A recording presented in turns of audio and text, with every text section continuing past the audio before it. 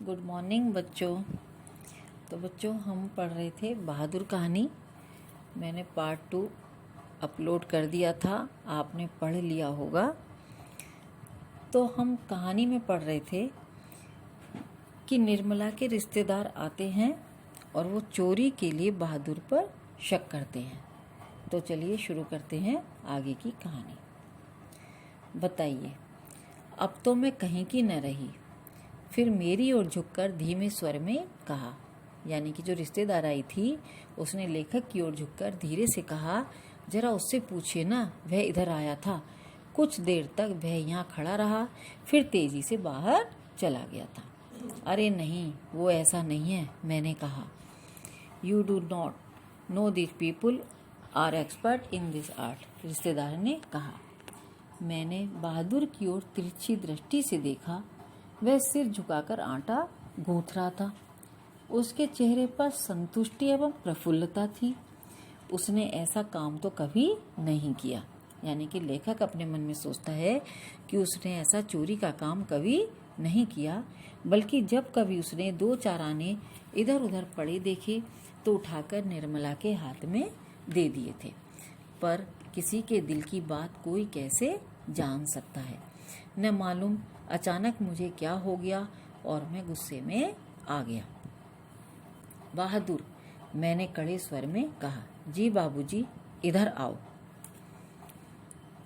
वह आकर खड़ा हो गया। तुमने यहाँ से रुपए उठाए थे? जी नहीं बाबूजी, उसने निर्भय उत्तर दिया। ठीक बताओ, मैं बुरा नहीं मानूंगा। नहीं बाबूजी, मैं लेता तो बता देता। तुम यहाँ खड़े नहीं थे? रिश्तेदार की पत्नी ने कहा, फिर तेजी से बाहर चले गए थे। देखो भैया, सच सच बता दो, मिठाई खरीदने और बच्चों को देने के लिए ये रुपये रखे थे। मैं तो बुरी फंसी। अब वापस जाने के लिए रिक्शे के भी पैसे नहीं हैं। मैं तो बाहर नमक लेने गया था। यानी कि जब रिश्तेदार की पत्नी बहादुर से कहती है कि तुम बाहर गए थे, तो बहादुर उससे कहता है कि मैं तो बाहर नमक लेने गया था। सच सच बता बहादुर, अगर नहीं बताएगा तो बहुत पीटूंगा और पुलिस के सुपुर्द कर दूंगा। मैं चिल्ला पड़ा। मैंने नहीं लिया बाबूजी।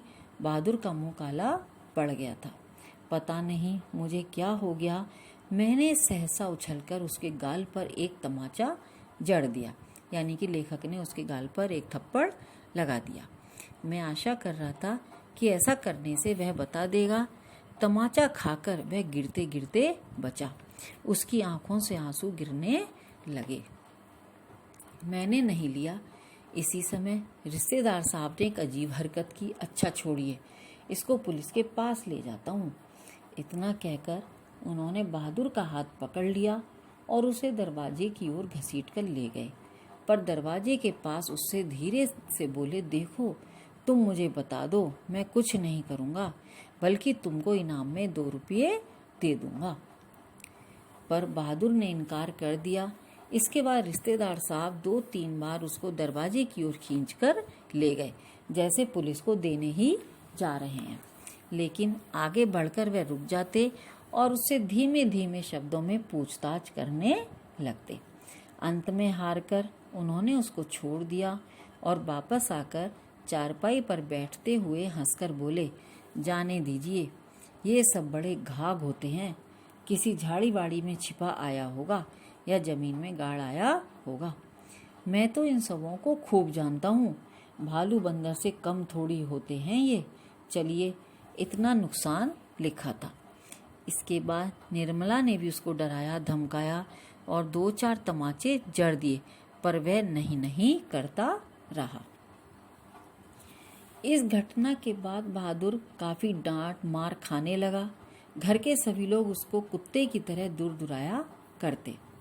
किशोर तो जैसे उसकी जान के पीछे पड़ गया था। वह उदास रहने लगा और काम में लापरवाही करने लगा। एक दिन मैं दफ्तर से विलम्ब से आया। विलम्ब यानी कि देर से आया। निर्मला आंगन में चुपचाप सिर पर हाथ रखकर बैठी थी।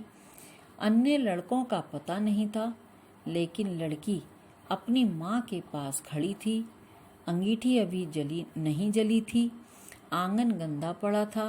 बर्तन बिना मले रखे थे। सारा घर जैसे काट रहा था। क्या बात है? मैंने पूछा। बहादुर भाग गया। भाग गया? क्यों? पता नहीं, आज तो कुछ हुआ भी नहीं था। सवेरे से ही बड़ा प्रसन्न था, हमेशा माताजी किए रहा। दोपहर में खाना भी खाया। उसके बाद आंगन से सिलबट्टा लेकर बरामदे में रखने जा रहा था कि सिल हाथ से छूटकर गिर गई और 2 टुकड़े हो गई। शायद इसी डर से वह भाग गया कि लोग मारेंगे, पर मैं इसके लिए उसको थोड़े कुछ कहती। यानी कि निर्मला अपने पति को बताती है कि उसके हाथ से सिल टूटकर गिर गई थी, तो मैं कोई उसे उस बात के लिए डांटती थोड़ी। क्या बताऊं, मेरी किस्मत में आराम ही नहीं। कुछ ले गया? यानी कि लेखक निर्मला से पूछता है कि वह कुछ ले गया। यही तो अफसोस है, कोई भी सामान नहीं ले गया। उसके कपड़े, उसका बिस्तर, उसके जूते सभी छोड़ गया है। पता नहीं उसने हमें क्या समझा। अगर वह कहता तो मैं उसे रोकती थोड़े, बल्कि उसको खूब अच्छी तरह पहना उड़ाकर भेजती। हाथ में उसकी तनख्वाह के रुपये रख देती, 2-4 रुपये और अधिक दे देती, पर वह तो कुछ ले ही नहीं गया। और वे 11 रुपये? अरे वह सब झूठ है। मैं तो पहले ही जानती थी कि वे लोग बच्चों को कुछ देना नहीं चाहते। यानी कि जो रिश्तेदार आए थे, जो उस पर चोरी का आरोप लगा रहे थे, तो लेखक निर्मला से पूछता है कि वे 11 रुपये जिसकी चोरी का इल्जाम उस पर लगा था, इसीलिए अपनी गलती और लाज छिपाने के लिए यह प्रपंच रच रहे हैं। उन लोगों को क्या मैं जानती नहीं? कभी उनके रुपये रास्ते में गुम हो जाते हैं, कभी वे गलती से घर ही छोड़ आते हैं। मेरे कलेजे में तो जैसे कुछ होड़ रहा है। किशोर को भी बड़ा अफसोस है। उसने सारा शहर छान मारा, पर बहादुर नहीं मिला। किशोर आकर कहने लगा, अम्मा, एक बार भी अगर बहादुर आ जाता तो मैं उसको पकड़ लेता और कभी जाने न देता। उससे माफी मांग लेता और कभी नहीं मारता। सच, अब ऐसा नौकर कभी नहीं मिलेगा। कितना आराम दे गया है वह। अगर वह कुछ चुरा कर ले गया होता तो संतोष हो जाता। निर्मला आंखों पर आंचल रखकर रोने लगी। मुझे बड़ा क्रोध आया। मैं चिल्लाना चाहता था, पर भीतर ही भीतर मेरा कलेजा जैसे बैठ रहा हो। मैं वहीं चारपाई पर सिर झुकाकर बैठ गया। मुझे एक अजीब सी लघुता यानी कि छोटेपन का अनुभव हो रहा था। यदि मैं न मारता तो शायद वह न जाता।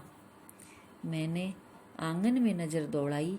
एक और स्टूल पर उसका बिस्तर रखा था, अलगनी पर उसके कुछ कपड़े टंगे थे। स्टूल के नीचे वह भूरा जूता था जो मेरे साले साहब के लड़के का था। मैं उठकर अलगनी के पास गया और उसके नेकर की जेब में हाथ डालकर उसके सामान निकालने लगा। वही गोलियां, पुराने ताश की गड्डी, खूबसूरत पत्थर, ब्लेड, कागज की नावें। तो बच्चों, कहानीकार ने इस कहानी के माध्यम से यह जताया है कि आधुनिक समस्या झूठे प्रदर्शन और दिखावे में जो इतना अधिक विश्वास करता है, तो कहानीकार हमें यह संदेश देना चाहता है कि मानवीय सहानुभूति के आधार पर ही वर्ग भेद की खाई यानी कि छोटे और बड़े की खाई को पाटा जा सकता है। तो मुझे उम्मीद है बच्चों, आपको कहानी पसंद आई होगी।